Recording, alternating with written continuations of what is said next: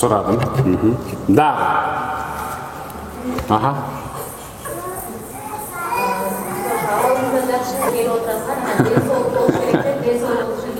Maşallah, Allah Teala razı olsun. Sonuna.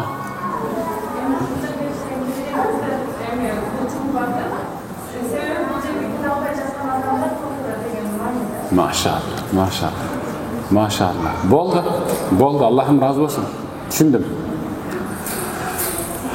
Sorağanımdın sebebi bugünkü sabaqtın teması özü şunday boluşu. Suqul ahval degen. Abal bazarı degen. Abalыңыздар жақшы dedim mi? Men bilgen isтерди эле билесиздер. Bazarda kuruluş materiallar bazarı var, turabı? Mal bazarı var. Jaşılca jemişler var, mömө jemiş bazarı var. Et bazarı var, nan bazarı. Şunday bazar var mı özü? Giyim bazarı var, turabı?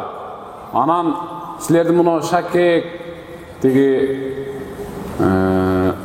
söykөңөрдү, билериңерди satçu bazar özünçө altın bazar. Şunday mı? Бардық нәрсеге таандық болған базар бар. Менің бүгінгі сабағым темасы абал базары. Шундай базар көрген білеңер? Көрген емес білеңер? Мен бүгін ошондой базар жөнүндө силерге кабар берем. Жакшылап тыңдаң. Бирок бүгүндөн кийин абалыңыз жөнүндө кимдир бирөөгө арызданып, ыйлап, көз жаш кылып, эмшиңдеп, ата-энеңердин көңүлүн түшүргөн токтотосуңар. Көп нерсеге чекит койгонду кааладым. Сабагыбыздын көпчүлүк бөлүгүн жалпы аялзат ушул өзүнүн абалы жөнүндө уккусу келет дагы, өзүнүн абалы жөнүндө арызданып сүйлөгүсү келе берет. Мен бүгүн ушул сабагымдын темасын абал базары деп тандадым. يحكى أن هناك سوقا يسمى سوق بيع الأحوال. Abbasitтердин доорунда, табииндерден кийин, Abbasitтердин доорунда абал сатуучу базар деген базар бар эле. Мисалы азыр сиз кийим алганы барсаңыз, өзүңүздүн чөнтөгүңүзгө чактап аласыз да. Мен бүгүн жолуга алам, үстүмө узун бир жилбап, хижаб алышым мүмкүн, жана башка нерселерде барасыз. Бирөө ет алганы барат, бирөө картошка алганы барат, бирөө сабиз, бирөө күрүч алганы барат. Айтор ар ким өзүнүн муктаждыгына жараша базарга кирет. Ал эми Аббаситтердин доорунда болсо, кадыр эселе абал базары болгон. Ал жерде абалдар сатылат деп жазылып коюлган. Абалдар сатылуучу базар деп жазылып коюлган. Мен ушундай базар ачкым келип атат. Өзүмчө ушундай базар ачкым келип атат. Ушу теманы тандагандан бери мага ошол Аллахым разы болсун, ушу сабакты уюштуруп, чакырып, күтүп, коноктоо ушинтип ушул жерге алып келген Арстан инебиз, Жылдыз карындашыбыз жана аларга жардамдаш, оңунан солунан жардамдаш, көмөктөш болгон эже карындаш ага инелердин баарынан Аллахым өзүңө разы болгон. Ушулар чалып сабак өтөлү дегенден баштап сабакты тандап, темасын тандагандан бери мен ошондой базар ачкым келип атат. Анткени Аббаситтердин доорунда ушундай базар болгон. Ал жөндөн абадан эле чыгып калган тема эмес да. هذا سوق يذهب إليه كل شخص لا يعجبه حاله ليبيع حاله ويأخذ حال شخصا آخر. Бұл базарға акчасы жоқ адам деле кире берген. Азыр эми сиздер бир нерсе сатып алыш үчүн барасыздар да алтын магазинге. Досуңузга шерик болуп эч нерсе кылбасаңыз эле кирип деп көзүңүздү жалдырап чыгып кетпесеңиз эле, ата көбүнчө акчасы барлар кирет. Ал эми бул абал базарына акчасы, абсолютно акчасы жок адамдар кирген. Болгону өзүнүн нааразы болгон жашоо турмушун, абалын аябай башка абалы суктандырган адамдын абалын сатып алып обмен товар кылыш үчүн кирген. Төгөрөн отурушкан, өлө кайненесин жамандаган берки. Менде абалым ушундай. Ушунчалык өлүп бүтмөй болдум деп айтып бүткөндөн кийин анан ары кайтат. Ал да өзүнүн абалын айтат. Бул өзү кимдир бирөөнүн эң мыкты абалын сатып алыш үчүн кирген. Менин ошол абалымды укчу деп. Бирок ал жерде товар алмаштыруу жөн гана тил менен бирөө айтат, экинчиси кулагы менен угат. Болгон ушул эле базар. فذهب الناس إليه ليبيعوا حالهم. Айтор бүт айланадан, атыраптан, алыс жерлерден адамдар эң мыкты деңгээлде жашаган адамдардын абалын өзүнө сатып алыш үчүн жана өзүнүн начар абалын кимдир бирөөгө арзан гана өткөрүп берүү үчүн ушул базарга киришкен. Вайда бил муфажаа. Ал жерге барганда төө чачты тик тургуза турган абал. Өзү абал ошондой. فكل شخص عندما رأى حال الآخر حمد الله على حاله. Ал жерде ар бир адам өзүнүн абалынан арызданганы келип, өзү арыздангач эле өзгөлөрдүн арызданганын угуп болуп туруп, өзүнүн абалына шүгүр кылып кайта турган базар.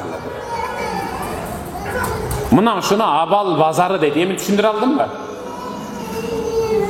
Азыр төртөөңдү бир бөлмөгө киргизип туруп, төртөөң тең бир эле сабак айтып коеюн, башка сөз сүйлөбөгүлө.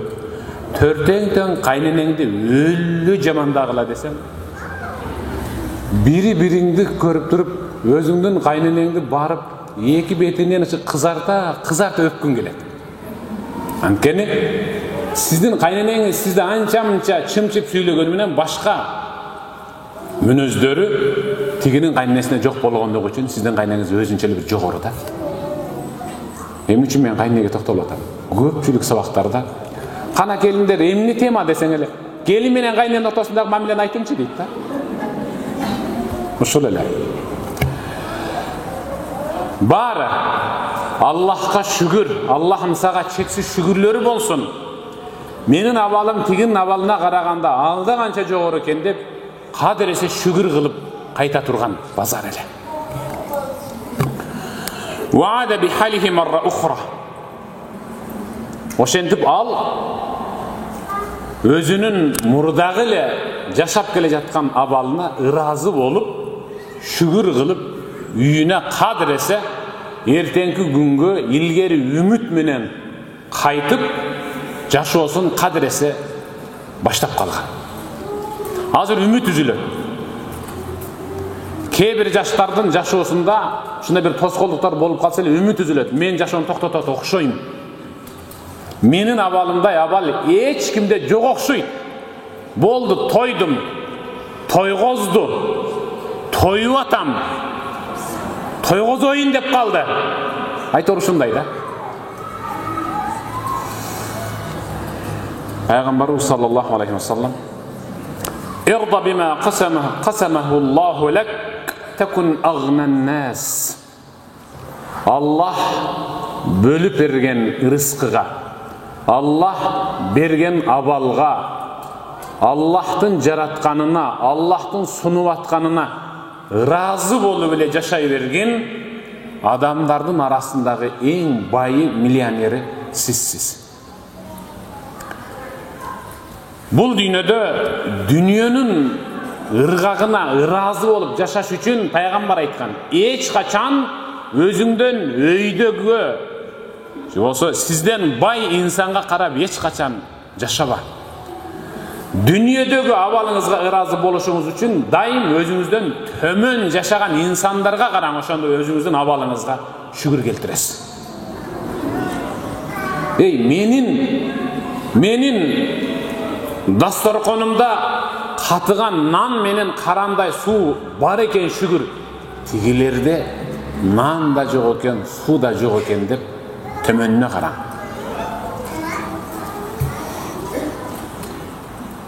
Biz ayet namazı okup geldik deyip bir ustaz. Үйгө geldim. Үйгө gelsem adatta demeydi ayet günü her bir adamdın dastorkonunda düğüm, tamak, naz nematlar, susunduk, har kanday şirindikler koyuluşu. Biz jupunu jaşaybız. Gelinçegim dele oşoga razı. Baldarım dele razı. Özüm bir çoğun meçittin imamımın. Үйгө gelsem, үйde gelinçegim tö burçaktı suga kaynatıp çoğun tarelkaga koyup ayttık dep koyup dur. Kirdim. Baldarım sol koluna tö burçaktı suga kaynatılıp bışırılgan tö burçaktı salıp oğun kolu menen Bismillahirrahmanirrahim de biri-birinin oğuzuna salat dur. Aytın marek bolsun de. Allah'dı körgönde közüme jaş dogolandı. Jaşo karaç. Tiginin balları hazır çırt kursak bolup yetti jep. Anan koluna tattuunu karmı alıp göçöde jüretdi hazır dep özümçe argan enesler elestelip ketti. Akırıngadan Bismillah dep dastorkon çetine oturup men töbürçaktın kabıgın arçıp için jep kabıgın terezeden mumteyip ıldığı gözley taştadım. Köpkö çeyin oşendip jep otursam ıldı jaktan kowuranıp ey Rabbim saga çeksiz şükürler bolsun. Bugünkü şu ayttığımdı en mıhtı tamaktardan biri bolgon tö burçaktın kabıgın berip ötkörtüp jatkanыңa sana şükürler bolsun dep jatkan bir kedeydin үнүн ukkanda kadimkide kıykırıp ыйладым. Gelinçegimdi kucakta ыйладым. Baldarım kucak. Biz baybız dedim. Bizden ötkön bay jok dep kadirese özümden jawşuma dagы bir jыл razı olup kettim. Momunda insanlar bar kagılayınlar. Özünüzdün avalınızga razı olun. Özünüzdün jaşap jatkan uşul azırkı kırdaalga, günümdük jaşooңузга razı olup jaşaң. Ova kimdir birönün den soluğu naçar. Orup atat çында bile. Azır apası da orup atat. Atası da orup atat. Azır uşul jerge kele jatkanda kimdir birö kүйөөsүнөн uruşup kelgendir. Yoksa geçe uruşkan, murda gün uruşkan, üyünde tınçlık yok. Menin üyümde tınçlık bolubay atat. Men uşunday kaynenemden şu töröbeysin degen jaman sözlördü ugup atam. Uşunday, ema aytor köp da, negizgisi etegiңер uzun, deneңер tosuk, kıblаны bilesiңер, sajda kılıp atangsыңар. Mından ötkön baylık yok da. Kayerden taptыңар, ıymandan jogorу turgan baylıktı. Kayerden gördüңөр, sajdadan biyik turgan ibadatты, baylıktı. Anlıktan şu özümüzdün abalыбызга razı bolup jaşayla.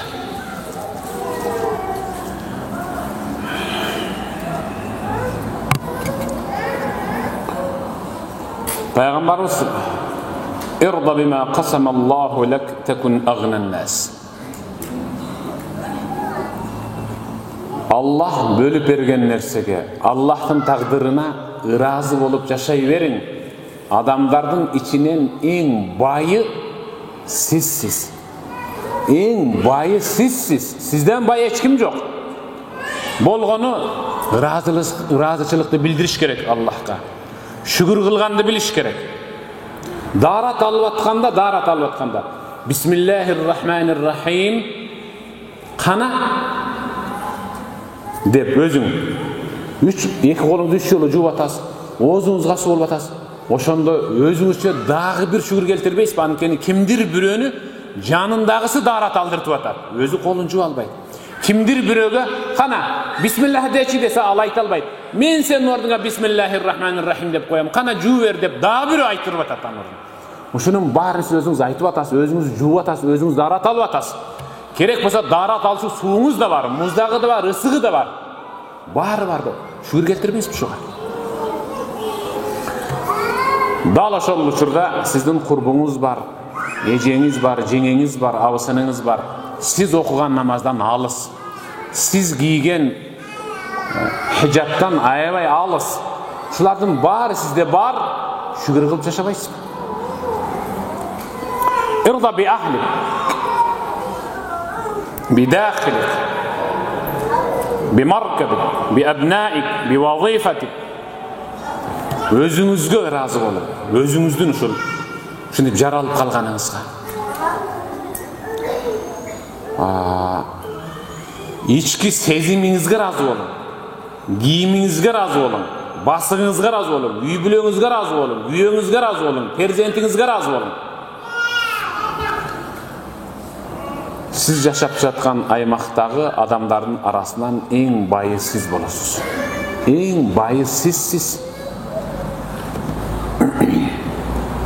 Пайгамбарыбыз саллаллаху алейхи ва саллам: "Лейсал гина ан касратил ирд,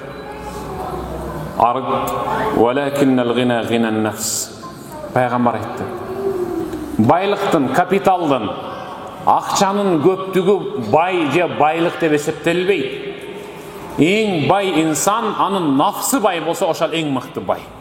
Аллахка эң жагымдуу бай, элге жугумдуу бай, элге коомчулукка жакын, жапыс, кичипейил бай, ал нафс бай болуш керек. Ошондуктан Пайгамбарыбыз саллаллаху алейхи ва саллам Аллах берген рызкыга каниет кылып жашагын адамдардын арасынан эң байы сиз болосуз деп атат.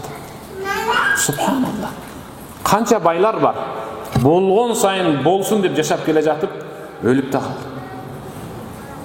Эң негизги байлык ал нафстын байлыгы. Ошол нафсыңызга Аллах жараткан, Аллах сизге ушундай бир турмуш берди, ыраазы болуп жашаң, адамдардын арасынан эң бактылуусу сизсиз. Эң бактылуусу сизсиз. Абалыңызга ыраазы болуң. Менин, сиздин, башкалардын абалынан дагы аябай жаман абалда жашап жаткандар бар. Мен азыр силердин алдыңарга сабакка чыкканга чейин ушул сабагымды бир канча жолу өзүм кыйкырып айтам ушинтип. Өзүмдүн сабак өтчү бөлмөм бар. Кээде кыйкырам, кээде ыйлайм, кээде отурам, кээде жан баштап алып сүйлөйм өзүмчө. Кээде дуалды, кээде китептеримди өзүмө өзүм суроо берем, өзүмө өзүм кыйкырам, өзүм сүйлөп, өзүм ыйлайм. Ушинтип келип, анан силер ушу сабак өтөм. Ушинтип келгенден сабак өтөм. Бирок ошол учурдагы менин абалым деле чын айтканда итыйлай турган абал. Ойлошу мүмкүн да, мынтип минбар медияден, мынанын астында, микрофондо мынтип ак желек, ак көйнөк, ак калпак болсо, мунуку деп жылып эле деп келип калат окшойт деп. Силерде жок акча, менде да жок. Силер керектеген тамакты мен да керектейм. Силер издеген абалды мен да издейм.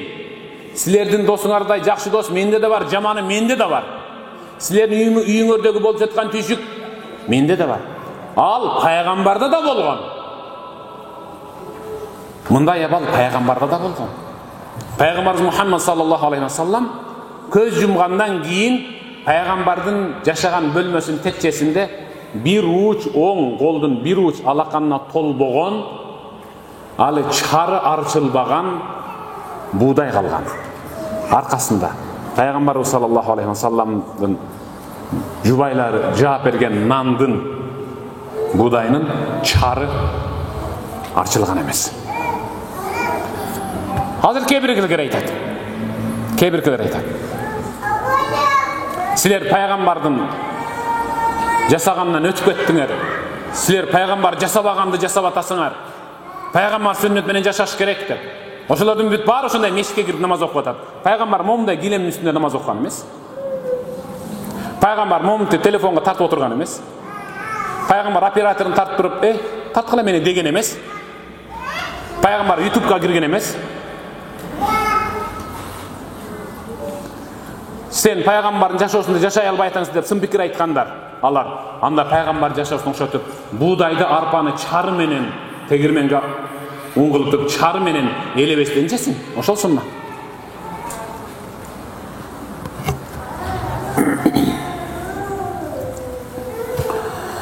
Al-ghani huwa al-qanu'. Байлык деп бул каниетти айтат. Байлык деп ал капитал, банк ячейкасындагы акчалар, үй, жер, төрттүлүк мал эмес. Чыныгы байлык момун мусулмандын байлыгы. Ал каниет кыла билүү. Разы болуп, сабыр кылып, каниет кыла туруң эле Аллах Таала сөз түрдө берет. Аллах Таала сөз түрдө берет. Анткени Аллах Таала өзүнүн сөзүндө стамды биле. فإن مع العسر يسرا إن مع العسر يسرا صدق الله العظيم. Азыр тафсирчилер көбөйдү. Ой тоба. Эки адамдын башы бириккен жерде эмнеден сабак өтүп атасыңар десем өткөндө тафсир дейт. Алар 6 ай мурда үй деп окуп аттылы да. Я кантип тафсирге түшүп калдыңар дедим. Биз тафсир окуш үчүн 6 жыл, 7 жыл окуп, анда дагы такшалып, тафсирге киргизүүчү китептерди окуп бүткөндөн кийин анан тафсирге түшөт. Булар ба, би, бу деп тафсирге түшүп кетет. Өткөндө мен бирөөлөрдөн сурасам, тафсир окуп атабыз дедим. Эми ошол мейли ким кандай окусун. Астагфирулла. فإن مع العسر يسرا إن مع العسر يسرا صدق الله العظيم. من эмнеге буга кайрылып атам? Анткени فإن مع العسر يسرا. Тафсирчилер жак түшүнөт. Al-usri жеңилдик деген алиф лам менен келип атат. Yusra деген алиф ламсыз келип атат, жеке келип атат. Аллах айтат: "Эй бендем, мен берген түйшүктүн жанында бир жыргал жашоо бар. Болгону кичине сабыр кылып тур. Инна ма'ал усри юсра. Мен берген түйшүктүн аркасында дагы бир жеңилчилик күтүп турат" деп атат. Кимдир бирөөгө Аллах Таала ден соолугун начарлатып койду. Ошол эле учурда турмушу бузулуп атат. Ошол эле учурда атасы өтүп кетти. Ошол эле учурда дагы ар кандай болуп атат. Да карызга батып калды, анты-мынты, кыз ажырашып келди. Ушул түйшүктөрдүн баары сага мен тараптан жөнөтүлгөн сыноо. Бирок күтүп тургун эле, бир аз сабыргыны чыдап, мен берген түйшүктөрдүн жанында юсра болуп көрбөгөндөй чоң ийгилик жатат, бактылуулук жатат. Сенин жүрөгүңдү кубанта турган эң мыкты жашоо күтүп турат дейт. Андыктан күткөндү үйрөнөлү, сабыр кылганды үйрөнөлү, каниет кылганды үйрөнөлү. Пайгамбарыбыз саллаллаху алейхи ва саллам: "Инналлах юхиббул абдал ганiyya, ат-тaqiyya, al-khafiyya." Садака Расулуллах.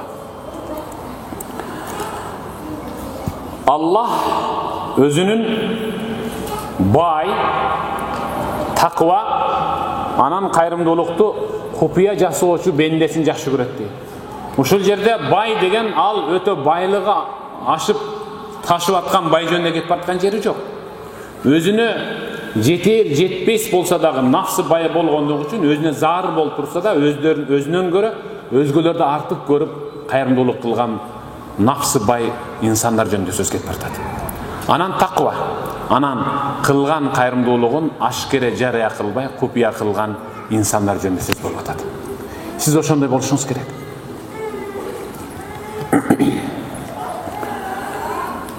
Пайгамбарыбыз саллаллаху алейхи ва саллам: "Мен асбаха минкум аминан фи сирби, муафан фи жасади, ва индаху кут яуми, факаннама хизат лаху ад-дунья."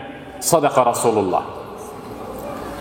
Ким өзүнүн үйүндө, алачыгында, ак өргөсүндө тынч, кога, кырсык, бале, апат, жаладан тышкары эле.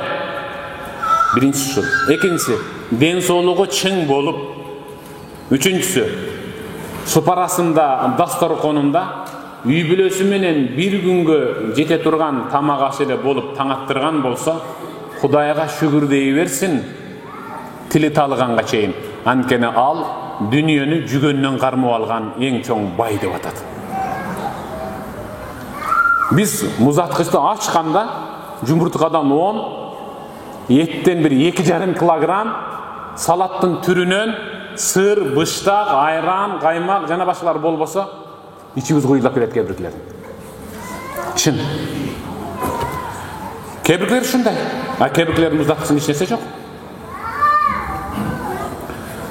Mına bugün taң attırdık. Tünü menen biz uqtadık.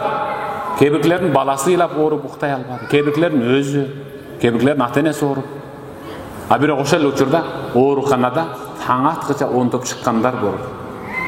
Alar taңga juuq keçegi darigер айткан муну уколду берем деген басылып калат меники. Ушундан арылам эртең операция кылат. Ушу таңга эле жетсем эртең досум келсе аны менен кобурашып отуруп, оорумду унутам деп таңга жетти. Кээ бир өлкөлөрдө түнү менен кооптуу душман тияктан качырып, бияктан качырып өлүм көзүнө көрүнүп турду. Кээ биркилер таң аттырды, эртең балама кайсыл тамакты берем деп таң аткыча ыйлап чыкты. Мындай үйлөр бар. Шундай жашоо бар. Биз Кудусул пайгамбарыбыз саллаллаху алейхи ва саллям айткан хадистин ичиндебиз. Араңардан ким өз өргөсүндө тынч, эсен аман, ден соолугу чың, үй бүлөсүнө жетерлик дасторконунда bir күндүк тамак ашы болсо, ал дүниөнү жылоосунан кармап жүгөндөп алып тур. Андан бай эч ким жок деп атат. Кудайга шүгүр дегиле. Кудайга шүгүр дейле.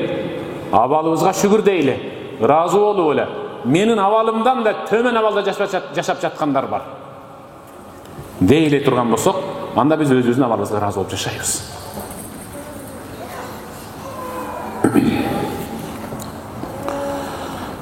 Rasulullah sallallahu aleyhi ve sellem قد أفلح من أسلم وكان رزقه كفافا وقنعه الله. İslamga girip musulman bolup жашай турган эле болгон болсо, афлах, ал бул дүниөнүн запкысынан, ахиреттин азабынан кутулду дей бер деп атат. Эң негизи, эң ириде биз мусулман болушубуз керек. Мусулман болуш. Мусулман ким ал? Муслим, ал Аллахка баш ийүүчү. Бардык жерде. Бардык ишибизди биз Аллахка тапшырып койушубуз керек. Аллахым, сен өзүң мага ушундай жашоо бердиң, сага ыраазымын. Менин эртеңки келечегимди билгендигиң үчүн сен мага ушундай жашоо бердиң. Ушул жерден сөзүмдү бир аз мындай бир бөйрөк чыгарып кошуп кетейин. Кээ бир аялдар бар 5 кыздуу, кээ бир аялдар бар 5 балалуу. Кыздуусу бала болгондо деп атат, уулдуусу кыз болгондо деп атат. Бирок кээ бирине бала бербейт, кыз бербейт, ошол 5 кызы, бунусу 5 баласы менен жашайт. Кээ бири биздин айылда 10 балалуу бар, биздин айылдан жогору жакта 10 кыздуу бар. Бирөөсүндө 1 кыз жок, тигинесинде 1 бала жок да. Анан кээ биркилер айтат. Ушул башка бирөөгө үйлөнгөндө кыздуу болуп калып эле мынабы, тигиниси балалуу болуп калып эле деп ушинтип дөөрүшөт. Allah tigi үй бүлөнүн келечегине, эгер уул перзент болсо, алардын келечеги быт чыты чыгып талкаланышын билгендиги үчүн Аллах аларга уул перзент бербейт. Алардын эртеңки жашоосу, ахирети ушу кыздар менен бейиш болушун билгендиги үчүн Аллах аларга жалаң кыз берет. Бала бербей атат. Кыз бербей атат деп мисалы наалый бере турган болсок, демек биз Аллах Тааланын тагдырын жыртып атабыз. Кереги жок, ey Rabbim, мага уул бер, мага кыз бер, мына кыздан тажадым, жоксо баладан тажадым деген үй бүлөлөр бар. Ыраазы болуп жашашыбыз керек. Силер турмушка чыктыңарбы? Ошол үйдүн ак жоолукчан, үлгүлүү, өрнөктүү келини болуп атасыңар. Егер оңдоп кое турган болгондо акча берип туруп, анда атаң оңдоп коет эле. Ата, кайненем аябай тили узун экен, ошону кыскартса болот. Болду кызым. Азыр банктан 2000 сом таштап коем, тигилер алар кыскартып коет дегенде болот эле да. Келип туруп, тык тык тык тык. Чыгарып туруп, чыз дегенде, ширетип туруп, кесип туруп, салып койсо, болуп калат эле. Дагы салатыңар да. Ата, сүйлөбөй калдык, ичиң зат бересизби деп. Ыраазы бол жашооңо. Аллах Таала ушундай чебер зат, истигфарың менен, намазың менен, Кур'ан тилаватың менен кечирилбеген күнөөнү Аллах Таала түйшүк менен кечирет. Түйшүк менен. Пайгамбар айтпайбы? Ар бир инсандын жашоосунда түйшүк тартышы ал намазында кечирилбей калган күнөөнүн кечирилиши деп атат. Кайненеңерден силерди анча-мынча мындай урушуп коюшу акарат кылып, төмөн уруу эмес, адам болсун. Мени уят кылбасын, этеги узарсын, көшөгөсү көгөрсүн, мыкты келин болсун, ушул жердин балпайган байбичеси болсун деген тариз айтып жаткандыр. Бирок анын ошондо кээ бир оор сөздөрүнө сабыр кылып койсоңор, баягы намазыңарда кечирилбеген күнөөңөр ошол тилдеги зар сөздөр менен кечирилет. Болгону сабыр кылыш керек.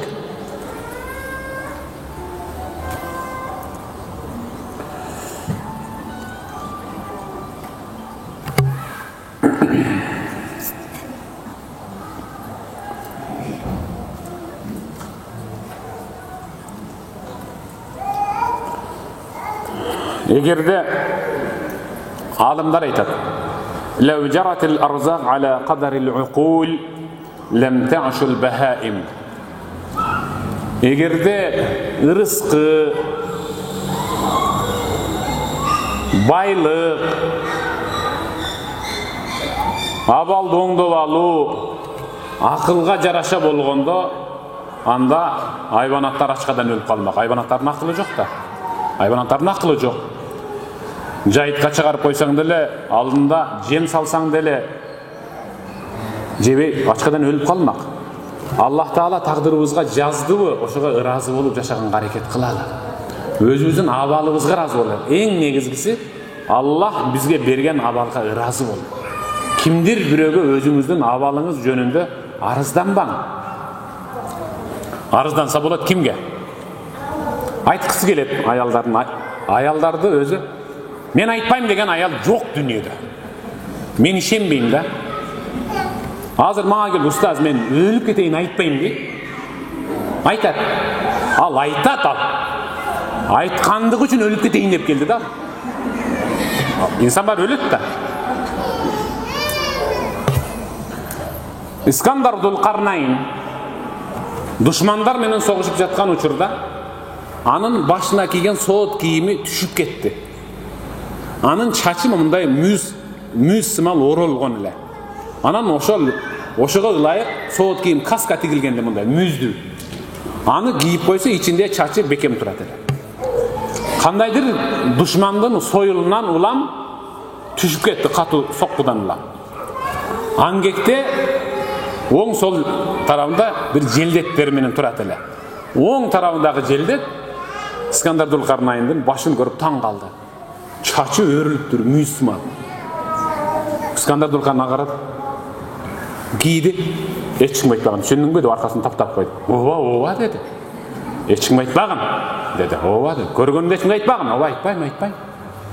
Арадан 3-4 ай өткөндөн кийин баягы киши Искандар Зулкарнайнга келди. Баягыны айткым келип атат деди. Айтты. Мына коем айтпай эле кой десе, жаман тилим кычып атат, эмне кылайын деди. Мындай ичимди бошотушум керек деди да. Анан Искандар Зулкарнайн айтты. Болбойбу деди, айтпасын. Жок, жаман кызат болуп атам деди. Жеңилип албасам болбойт деди. Силер да ошондойсуңар да. Үйгө бирөө келип кетти деги чекти. Ал сени карга, өзүңөрдүн эжеңерге, кайнежеңерге. Баягыны билгизбей тартып алгансыңар, чык кет. Келип кетти деп коесуңар. Анан Искандар Зулкарнайн айтты. Болбойбу деди. Жок, болбойт. Турбай кат биякта деди. Айтышым керек деди. Анан Искандар Зулкарнайн үйүнө жетелеп чыгып туруп, бир алдындагы боорду көрсөттү, кырды. Көрдүңбү деди. Ооба. Gördün mü iğinlerdi dedi. Ova. Kaş kulақтың суырдың iğinleri var eкен. Oşoga barдағы başыңды kaş kulақтың суырдың iğine tıgıp durup, salып durup. Hey, men İskender'din müyüzün gördüm. Anın ötkende kaskaç düşüp kalganda. Dep ayta ber. Bugün çıkkanda kayra gel dedi. Oşentip 3 ay 4 ay yaşaysın. Bugün tolganda kayra oşente ber dep. Oşentip yürüp ölüp kalgan bayağı. Эми силерден мисалы күйөөңөр ичиңе айтпаган, түшүндүңбү? Ичиңе айтпаган. Айткың келсе, мына тумбучка келип айта бер десе, күнүгө тумбучка келип жарылып кетесиңер силер. Өлө деп туруп анан сразу тумбучканын жанына келип туруп, анан телефонду алып туруп, тумбучканы карап алып туруп, анан кийин сөз баштайсыңар. Карабайсызбы демек? Мендеги абал башкада да бар да. Sizdeki abal жетишпеген, менде de var. Sizdeki жетишпеген abal менде de var. Менде sizge караганда төмөнүрөөк. Менин муктаждыгым көбүрөөк. Siz menden өйдө турасыз, чындап айтканда. Sizde баардык нерсе бар. А sizde бар мүмкүнчүлүк, чындап айтканда менде жок.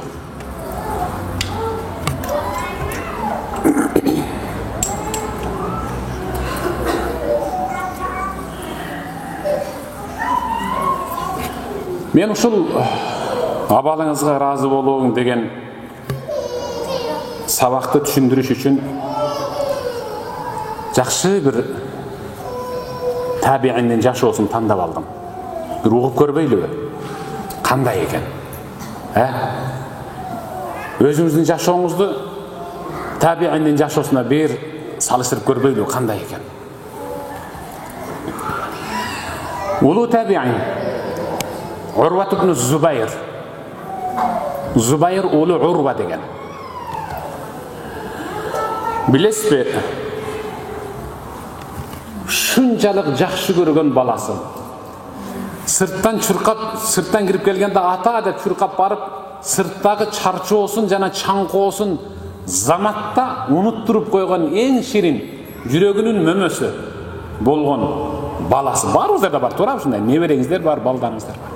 Bir gün jap жақшынакай туруп эле at bir tep өлтүрүп койду. Атканага кирип барды, bir tepte өлүп калды. Баласы өлүп калды.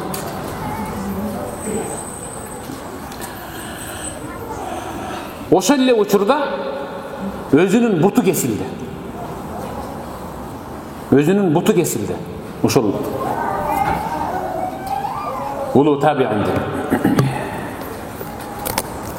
Эми угуп турун. Бул киши ушундай бир инсан. Пайгамбарыбыз саллаллаху алейхи ва салламдан Musab ibn Sa'd, "Ya Rasulullah, eyyun nas ashaddu bala'an?" Allah neyse aytыңчы, кайсыл адамдар көбүрөөк сынга кабылат? Кайсыл адамдар Аллах Тааланын сынына көбүрөөк кабылышат? Сын осуна да балеге, кырсыкка кайсылар душар болот дедиле. Пайгамбар айтат: "Ал-анбияу." Аллахтын баласына, кырсыгына өтө көп душар болгондор алар пайгамбарлар. Пайгамбарлар. Андан кийинчи пайгамбарлардын жанындагы сахабалар. Андан кийинчи үй бүлөсү. Андан кийинчи сахабалардын жанындагы сахабалар. Андан кийинчи аларга жакындар. Андан кийинчи дедиле пайгамбар айтты. Андан кийин ар бир инсан ыйманына жараша сыналат. Кагылайын апа, кагылайын эже, жеңе, кагылайын карындаштарым. Турмушуңарда түйшүк болуп жатса, эч качан ыйлап, атаңа чалба, апаңа чалба, курбуңа чалба. Сен Аллахка шүгүр кыл, ыйманың жогорулап аткандыгы үчүн Аллах сени сынап атыптыр. Аллахка шүгүр кыл, ыйманың жогорулап атыптыр. Сиздин кайсы бир мыкты аклагыңыз Аллахка жаккандыгы үчүн сиздин ыйманыңызды Аллах Таала толтуруп атат да. Толтуруп атат, ошол эле заматта Аллах сизге сыноо берип атат. Сөзсүз сыноо берип атат. Шүгүр, Аллах шүгүр, мындан да ыйманым жогорулат деп сурагыла.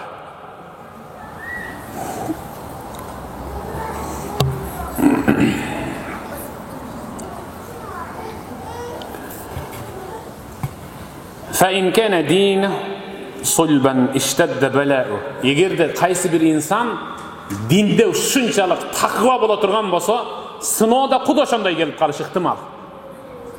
Şunchalik taqvosiz, biroq bir gün sizga bir sinov keldi. Siz je özünüz işleşiniz gerek şu işte. İşlemeseniz bolbaydı. Je kızınız işleş gerek. Je kuyunuz je balanız. Oşol uçurda jetekçi sizden hicabınızdan çekilişini kağladı. Joluğunuzdan çekilişini kağladı. Demek bu farz sizge. Tigi işteki aylık mayana baylık da sizge gerek. Oşol uçurda sizge sınıf geldi. Joluğunuzu çeşti. Şunçalık takvasız. Güyo balanız da takva. Bir gün kızınız göz yaşını kölletip geldi. Mağa kuyum 3 talak berdi dep. Sınıv gelip atat sizge. Ankene sizin takvalığınızda Allah Teala kayra sınıv atat. Kağılayınlar. Emnege biz sınavızdı, arızımızdı kimdir bürög aytıp arızdanamız. Rasulullah sallallahu aleyhi ve sellem'den başına gelgen sınav gelgende hazır. Sögü söpet bolup ölüp kalmak biz. Ve in kana fi dinihi riqqa yubtali ala hasabi dinihi. Dinde olqu solqu bola turgan bolsa, sınavsı da koda şonday jеңил желпеле келе берет. Ankeni kede kire verelim mi toyga? Biz oturgan dastorkonda, biz oturgan stolda arak koyulmayken, jogor jagında koyulatken. Bir anda otura beremiz mi? Jür dep kirgenlerin sınavsı dağı jеңил gelet. Alarga sınav munti bile bir sıdırım jelsimal gelip ötüp geçim. Ankeni anın iman özü solquda. Sizin imanınız mıhtı bolgandygy üçün Allah Taala razı bolup sınav iretinde tüyüşükdagi mıhtırak kılıp berip atar. فما يبرح البلاء بالعبد حتى يتركه يمشي على الأرض ما عليه خطيئته. ما شاء الله. İnsan imanına jaraşa, takvalığına jaraşa sınalıp oturup basıp yürgen yer üstünde kımınday da günösü kalbagandan keyin anan Allah anı beşlik katarı canına alat dep atat. Canımız çıkıp atkanda biz beşlik öz gözünden görüp ölөбүз. Bolgonu arızыбыз эч кимге айтпашыбыз керек. Sabır kılışыбыз керек. Egerdечи эжелер эмне отурасыздарбы? Мен арызданып берейин деп азыр мына жерге отуруп мен арызымды айтсам, жер чапчыйсыңар азыр. Жер чапчыйсыңар. Шын, көзүңөрдөн жаш эмес кан акчы ыйлайсыңар. Менин де ичимде өзүмө жараша күйшүгүм бар. Өзүмө жараша жетишпеген жагым бар. Kimdir büröөгө арызданып ыйлайм. Ыйлагым келет. Бирок мен эч качан бирөөгө арызданып барып, менде мындай болот да дүй билемди, тигине болот да досум да деп эч качан айтпайм. Мен Аллахка арызданам бирок, ачыгын айтайын. Аллахка тахажжудда, саждада арызданам. Я Рабби, мен ушундай болуп атам деп арызданып ыйлайм. Мен бир гана Аллахка арызданам. Арызданам, бирок Аллахка арызданам. Жеңилдейм, бугумду чыгарып алам. Эртең кадыр эсе, эртеси. İçim boş, gün ötkürüm.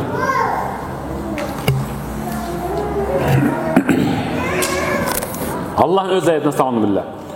وَلَنَبْلُوَنَّكُمْ بِالشَّرِّ وَالْخَيْرِ وَلَنَبْلُوَكُمْ. Allah etti. Men sizlerdi bir jakşılıkты berip da sınayımın, bir jamanlıkты görsetip da sınayımın sizlerdi. Subhanallah. Жақсыны сендер сынайт екен. Кантип перзент берет, мыкты силерге мыкты күйөө туш кылат, эркектерге мыкты аял туш кылат, мыкты дос берет. Ушундай сонун курук берет. Жаман ден соолугуңуздан ажыратат, карызга батырат, арамга кабылтып коет, Кудай сактасын. Ушинтип да айтып бар. Жакшы менен да жаман менен да сынайт Аллах Таала. Эми мен сөз кыла турган Urvat ibn Zubayr al kim eken?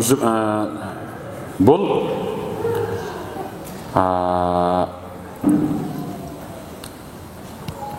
apası Asma. Bilesiz Asma kim? Zünnütaqayn iki kurdun iyesi de Peygamberden batalgan. İki kurdun iyesi de Hazret Abu Bakır'ın kızı Asma. Peygamberimiz tegi Savur öngöründe turganda Hazret Abu Bakır'ın kızı atası menen Peygamberimizga iki çanaçka, bir çanaçka su, bir çanaçka tamak kuyup alıp barat ele. Bir gün çanaçtardын oozun байлай турган жип таппай калып туруп, белиндеги халатында мисалы байлай турган мындай чоң чүпүрөктү жыртып туруп, байлап туруп, анан калган менен белин байлап алган, шамалда ачылып кетпесин деп. Ошондо пайгамбар карап туруп, байкап туруп, зөннүтакайын деген, эки курдун ээси деген, эки дүйнөнүн ээси болосуң сен деген. Эки дүйнөнүн ээси дегени бул дүйнөдө да бактылуу жашайсың, ахиретте да бактылуу болосуң деген. Субханалла. Куд ошол пайгамбардын назарынан өткөн Асма энебиздин уулу.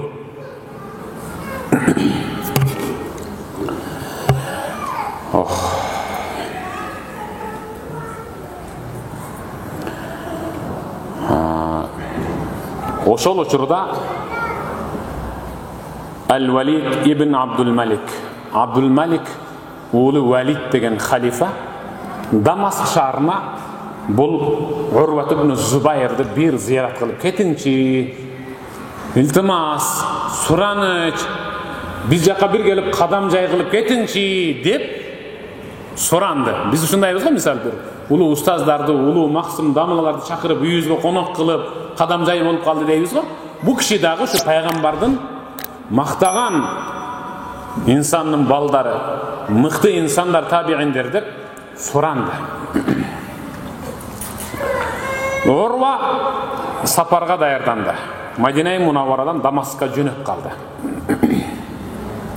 Жанына балдарынын ичинен эң сүйкүмдүүсү кичинекей эркесин алып алды.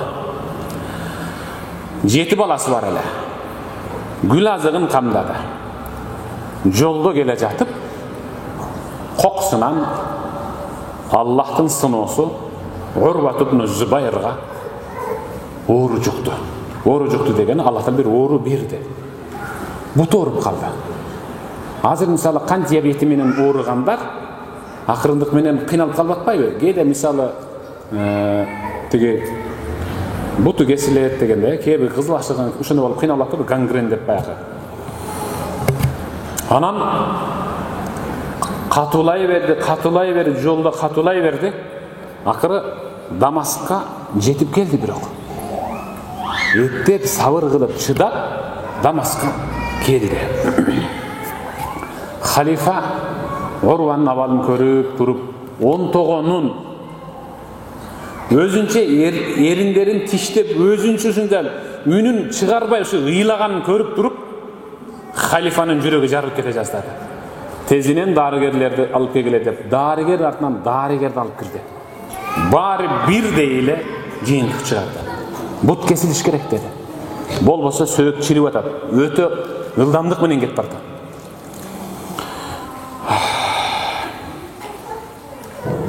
Анан халифа дарыгерлер отуруп, Урва абалыңыз жөнүндө айтыңчы дедиле. Аллахумма лакал хамд. Аллахка чексиз шүгүрлөр болсун, жакшымын деди. Субханалла. Не деген сөз? Не деген сөз? Аллахка чексиз шүгүрлөр болсун, жакшымын деди. Сөөк чирип атат. İştema ala tıbbi ala Urva ve kalu işarbil marqad. Бардык дарыгер врачтар чогулуп туруп, азыр биз сизге наркоз беребиз деди. Муну наркоз ичишиңиз керек, нашаны. Жок. Мен мас абалда, акырым чачыранды болуп, тилим ла илаха иллаллахка келбей калган учурда бир мүчөмдүн кесилишин каалабайм деди. Жо, андай болбойт деди.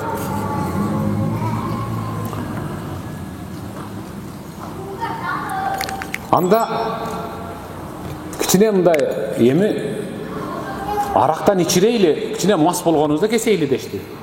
Аллах Таала арам кылган нерсени ичем, кызыксыңар. Аллах арам кылып атса, мен ичем ошону.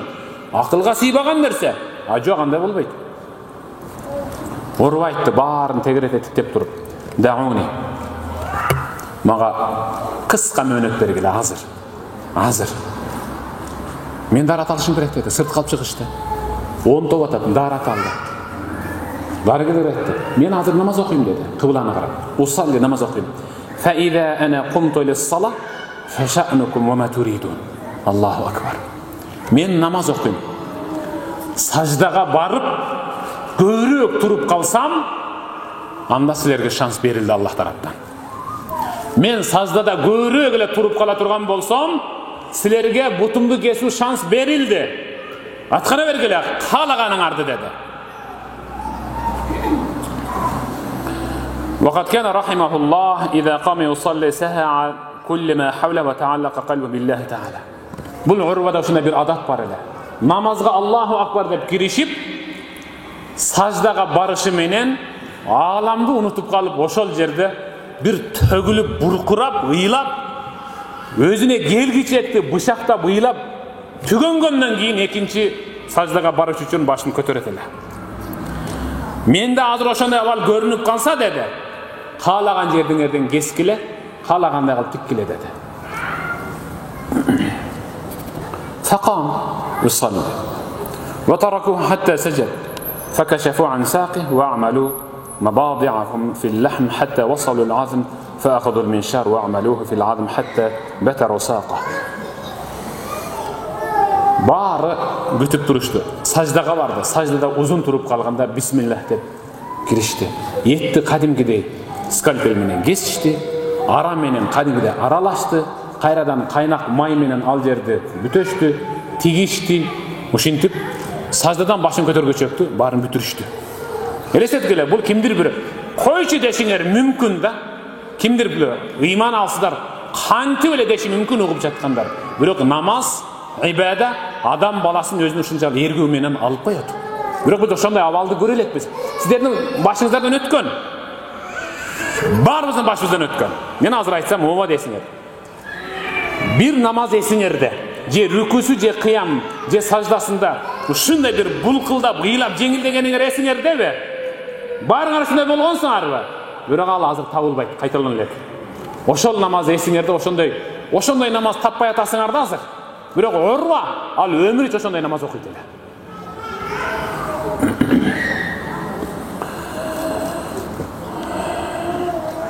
وكان نزيف الدم غزيرا فأحضروا الزيت المغلى. Май ушунчалык чыркырап аккандыгы себептүү казанга кайнатылган зайтун майына, казанда кайнатылган зайтун майына кесилген тарапты малып туруп анан токтотконго мажбур болушту. Ошондо сезген жок. Секебу. Болду ушинтип ал ошол боюнча, саждадагы боюнча эси болуп жатып калды. Башын көтөрө албай эси болуп жатып калды. Сажда кылган боюнча. Качан гана эсине келгенде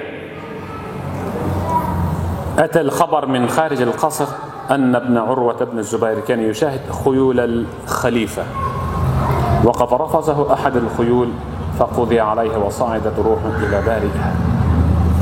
Esine gelgen uçurda эми абалыңыз жакшы болуп калды, кичине өзүңүз келип атасызбы, сезип атасызбы деп жандагы дарыгерлер эми бир нерсени айтышайын деп жатканда сырттан бирөө чуркап келип туруп халифага жана дарыгерлерге шурат.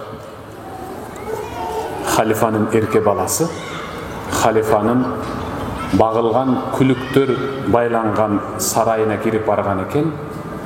Байкоостан бир ат бир тээ өлтүрүп койду деп жаңы кабар келди. Жаңы кабар келди. Ал эсине келип турду, ошондой кабар келди. اغتنم الخليفة كثيرا من هذه الأحداث المتتابعة. Халифа айта албай өзүн шунчалык жаман сезип, ушу коногумдун ушу көңүлүн кантип эми ушинтип көтөрөм деп туруп калды. Вахтара кайфа юссил лаху al-khabar. Кантип айтам деп айран там.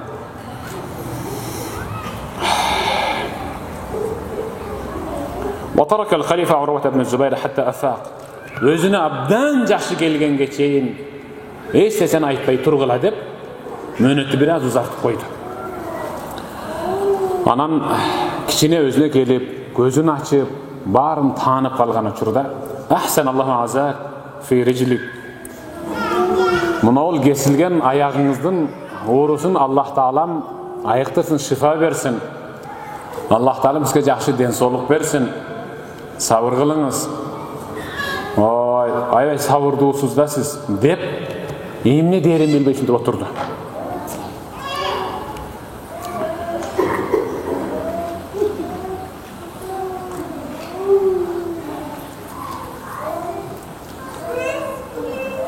Keçiresiz, bizde daha bir жаман kabar var.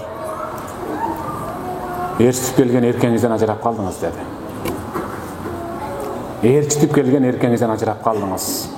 Kapıstan bizden uşul atkanaga kirip bargan eken, Bayqorstan attardın arkasından ötüp bararda bir külügüz dirtip şunda olup kaldı dedi.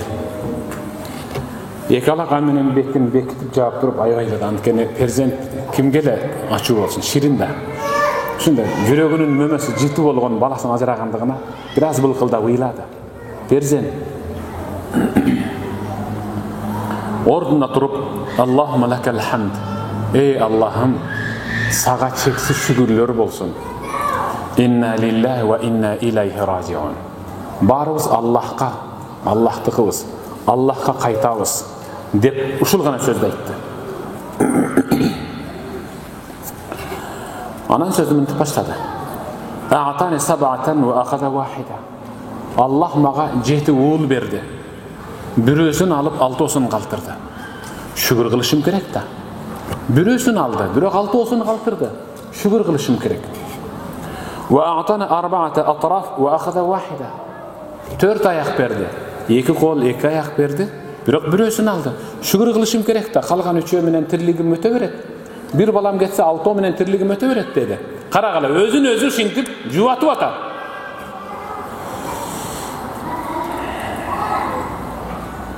İn ubtuliya fatalama afa. Adam balası emnige kabılıp oorubasın bari bir gün ayıga. Eger oorudan ulam öle turgan bolsa, ölüm anın şifası dep atat. Ve in ukhda fatalama a'ta. Eger de qaysi biri alınsa insandan söz türde ordu toluktalı berilet Allah taraftan. Ve inni es'alullaha en yecma'ani bihima fil cennet. Bolgonu men azırkı yüregimdin jıtı mömösü bolgon uulum jana kesilgen ayagım menen beyişte birge bolunu kaalayım dep gözünden jaşını tыя alбай ыйлады. Keyin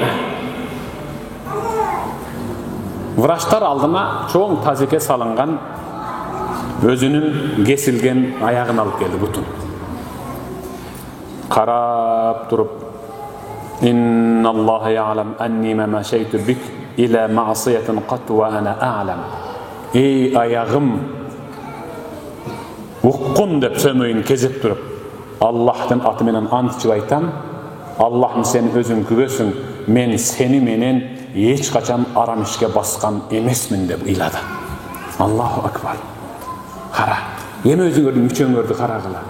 Men muno menen hiç kaçan güne iş kılgan emesmin dep göğülü kötelasın. Men muno menen hiç kaçan aramga tiktegen emesmin, aram uşak uqqan emesmin deye albayız da. A bul kork poston turup men seni menen aramga baskan emesmin dep atar. Men ankeni men sen menen beyişte birge boluşum kerek, kayran manga berilet. Oşentip gündör öttü akırın baldak menen basıp kiçine gönüp kaldı. Baldak menenle baskanı bolbosu kalgan jagı jakşı ele bolup atat. Aksagan ile kaldı. Ama çın aytkanda kesildi. Baltırынан ıldıjagı jok dedim. Fedakhala zate marratin meclisel halife. Bir gün Orva halifanın kabinetine, meclisine girip geldi. فوجد في مجلس الخليفة شيخا طاعنا من السن محشم الوجه أعمى البصر. Halifanın aldığında yaşı 90'ga çamalap kalgan, öňü şunçalyk kumsargan, iki gözü aziz sokur bir aksakalın oturganын gördü. Azir emi Urvat ibn Zubayr'ın okuyası ayanıştı mı? Ayanıştı beken? Ağa karagında sizin abalınız jakşylap eken? Jakşylap? Kudayga şükür. Urvadan da katı azapta oturganda oturasыңар da. Urvat ibn Zubayr'ın abalından abalımız jakşylap da Kudayga şükür. Urvat ibn Zubayr al bir ayağı kesildi, bir balasından ajıradı. Oşentip akırımdık menen basıp halifanın majlisine girip kelse, anın kengsesinde 90'ga çamalap kalgan, öňü şunçalyk kumsargan, kararıp kalgan, iki gözü aziz sokur bir aksakal oturuptur. فقال الخليفة خليفة aytdı. Ya Urva sel hada şeyh ala an qissati. Ke oturunuz. Urva dep oturguzup munoğul aksakaldın avalın bir surap görbeysizbi dedi. Baştan ötken okuyanı bir uqqunuz gelebi dedi. Urva kızıgıp ma qissatuk ya şeyh. Ey aksakal, başınızdan ötkörgön nerseden bizge bölüşüp süylep berin. Halifanın aytımına karaganda kızık okuyalarınız var dedi. Kale şeyh, şeyh etti. Ya Urva, ey Urva, a'lem enni bittu zâte leyleten fi bâ'vâd. Ya'lem, uğup dur. Bir gün men üybülöm menen bir örüğünde yaşap kaldım. Örüğün, cılga. وَلَيْسَ فِي ذَلِكَ الْوَادِ أَغْنَى مِنِّي وَلَا أَكْثَرْ مِنِّي مَالًا وَحَلَالًا وَعِيَالًا. Men yaşagan örüğünde mendey üybülösü neveri çeviresi köp insan, altını, baylığı, töptülük malı köp hiç kim yok ele, en bayı men ele. فَأَتَانَ السَّيْلُ بِاللَّيْلِ فَأَخَذَ عِيَالِ وَمَالِ وَحَلَالِ. Bir gün Qoqustan toğu jağan jağından ulan katu sel gelip üyümdü, horomdu, malımdı, baylığımdı, bala çakam, ayalım ümit barın ağızıp ketti. Tala'ati şams, gündün gözü göründü çıkıp. Ve ana la emlik illa tiflun sagir ve ba'irun vahid. Aldımda bir tö kiçinekey naristem gana kalıptır. Uşul gana kuşaktap kalgan ekemen. Kaşayıp faharabal ba'ir, töm kaçıp ketti. Çıçağında boşanıp kaçıp ketti. Koltuğumda balam ele kiçinekey. Fa'arattu lihaq bi, tönü tanışım gerek, tönü tutuşum gerek. Emi minip tirligimde kılışım gerek dep şunçalık canım açıp ketti. فَلَمْ أَبْتَعِدْ كَثِيرًا حَتَّى سَمِعْتَ خَلِفَ صَرَاخَ الطِّفِلِ. Balanı şunda yerge koyuyla kaçıp para jatkan töge jetip barayın dep barıp tuttum, karmaşım menen naristenin açuu kıykırığın uğup kaldım. Burulsam فَالْتَفَتْتُ فَإِذَا بِرَأْسِ الطِّفْلِ فِي فَمِ الذِّئِبِ. Oğlumdun uşul moynunan böğrü şunda katı tiştep öyde götürüptür. Böğrü. فَانْطَلَقْتُ الْاِنْقَذِ فَلَمْ أَقْتِرْ عَلَى ذَلِكَ فَقَدْ مَزَّقَهُ الذِّئْبُ بِأَنْيَابِ. Men hayhuyda dap verip barğanға çeyin böğrü balamdın moyunun yüze tiştedi. Oşentip zamatta naristemden de acıradım. فَعُدْتُ لِأَحْبِ الْبَعِيرِ فَضَرَبَنِي بِخَفِّهِ عَلَى وَجْهِهِ. Töge gelip iyiyemi şaşkalaqtap aldı tarafından gelbey, arka tarafından gelip şunda baratkanımda tö özü murdatan usul tüm biraz öneri var ele. Arkanka ayağımdan katı tepkenlik üçün usul göz arsaydı. İki gözümde çıgara tepti. فَهَشَمَ وَجْهِي وَاَعْمَ بَصَرَهِ. Betim momentip tırtık bolup, iki gözüm suyulup düşüp, aziz bolup kaldım, sokur bolup. قَالَ عُرْوَ وَمَا تَقُلْ يَا شَيْخ بَعْدَ هَذَا. Hem aytınçı, şunun bağır bolğundan keyin siz ne deysiz? Kan aytınçı siz ne deysiz? Dediler, aksakal mınday dedi. أقول الله لك الحمد ترك لي قلبا عامرا ولسانا ذاكرا. Ey Rabbim, sana çeksiz şükürler bolsun. Sana çeksiz şükürler bolsun. Ankeni sen mağa özüңdü süye turgan jürek, seni zikir kıla turgan tildi albay ökönü mağa berip koyğanın üçün şükür kılıp yaşap kele jatam dedi. Kağılayın ahvalar ejeler. Abal har kimde har kanday var. Biri-birimizden abalыбызды koyra turgan bolsak, anda dünya karаңgı. Eң negizgisi Allah Taala bizge özün süydürүүчү жүрөк, özün zikir kıldırүүчү tilde alıp koy bolganda şükür kılıp жасай turgan bolsak, abalыбыз barынан öýde turat inşallah. Uqqanыңыздар üçün çoň rahmat. Abal bazar uşunday apalar. Biri-birimizden abalыбызды biri-birimizge aytıp jeňildebey, Allah Taala aytıp jeňildegen bunu үйrөнölü. Tahajjudda Allah'a kayırlar. Sizler mağa aytasыңар. Oba kimdir bir telefondan jeke süйлөшсөм bolot dep aytat, arızdanat, ыйылайт. Bирок men aga көңүл айтам, кичине bir жол көрсөтүшүм мүмкүн. Бирок анын турмушун оңдай албайм да. Жашоо турмушту оңдоп коя турган Аллахка арыздана турган болсок, анда Аллах 100% оңдоп коет иншалла. Укканыңыздар үчүн чоң рахмат. Аллахым разы болсун. Бар болуңуздар. Ассаламу алейкум ва рахматуллахи ва баракатух.